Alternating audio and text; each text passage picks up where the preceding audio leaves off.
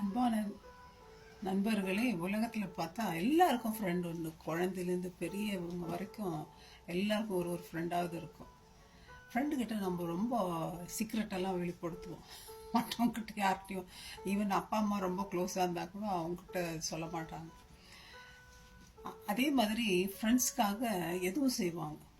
அதுதான் வேதம் சொல்லுது. நான் உங்களுக்கு யோவான் 15:13, ஒருவன் தன் சிநேகிதருக்காக தன் ஜீவனை கொடுக்கிற அன்பிலும் அதிகமான அன்பு ஒருத்தருத்திலும் இல்லைன்னு பைபிள் சொல்லுதுங்க. ஆண்டவருக்கு பிரியமான நண்பன் யார் தெரியுங்களா? ஆபிரகாம். தேவனுக்கு சிநேகிதன் பார்க்குறோம். அதனால தான் ஆண்டவர் அவரோட உடன்படிக்கை பண்ணிட்டு அவருக்கு டிசெண்டன்ஸை விட்டுட்டாரா?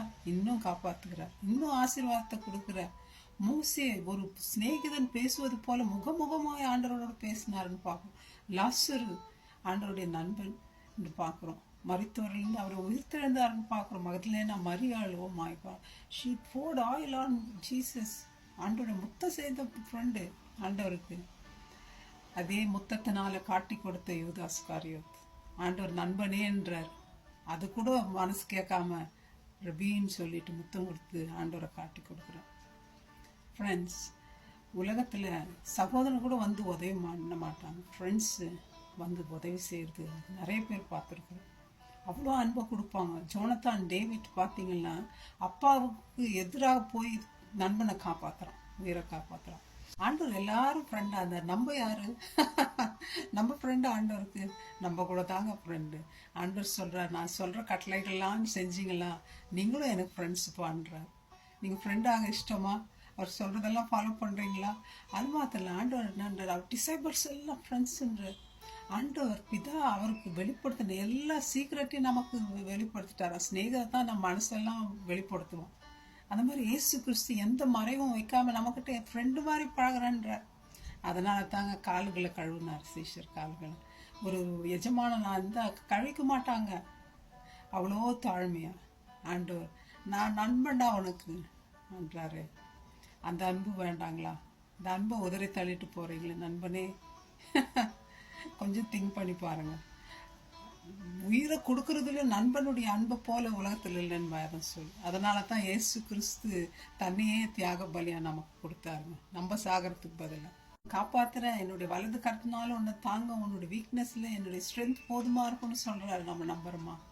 அதனால தாங்க அவர் பரலோகத்துக்கு போகும்பொழுது கூட, நான் உனக்கு தனியாக விட்டுட்டு போகலப்பா, நான் உன்னோடு கூட இருக்கிறேன் எப்போ அப்படின்னு சொல்கிறார். இந்த அன்போடு வேற எந்த அன்பாவது இருக்காங்க? அதுதான் அன்னாளுக்கு எல்கானா சொல்கிறாரு, ஏம்மா 10 பிள்ளைகளை அன்பை விட உங்ககிட்ட எவ்வளோ அன்பாக இருக்கிறேன்.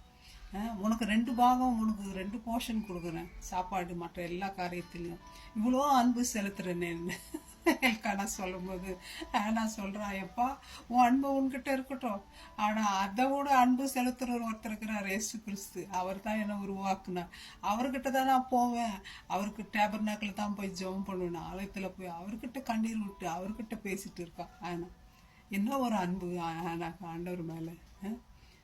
ஃப்ரெண்ட்ஸ், நம்ம எந்த மாதிரி மகளேனா மரியாள், oh my god, poured out தண்ணியே ஆண்டவருக்கு கொடுத்தாச்சு. அவர் பாதத்தை முத்தாயிட்டு. நம்ம ஃப்ரெண்ட்ஸ் தான் ஆண்டவருக்கு. என்ன ஃப்ரெண்ட்ஷிப் நமக்கு இருக்குது ஆண்டவருக்கும்? அவர் சொல்கிறத கேட்குறோமா? அவரோடு பேசிகிட்டு இருக்கிறோமா? அவர் பைபிள் படிக்கிறோமா? அவர் பைபிள் படிக்கிறதுனாவே நமக்கு கசப்பாக இருக்குது. 2 நிமிஷம் பைபிள் படிக்கிறோம் ஃபேமிலி ப்ரேயரில் கூட, ஒரே 5 நிமிஷம் ப்ரேயர் பண்ணணும். கமான் ஃப்ரெண்ட்ஸ் கிட்ட மணிக்கணக்கில் பேசணுமே ஆண்டவர்கிட்ட பேசுறதுக்கு என்ன? அப்படிப்பட்ட அன்புள்ள தேவன்ட்டு நம்ம இனிமேல் ஃப்ரெண்ட்ஷிப் ஆகும். நம்ம அவரோடத்துல பேசுவோம், சந்தோஷமாக இருப்போம், அவர் ஆசீர்வாதங்களை பெற்றுக்கொள்வோம். May god bless you my friends. Thank you. Bye.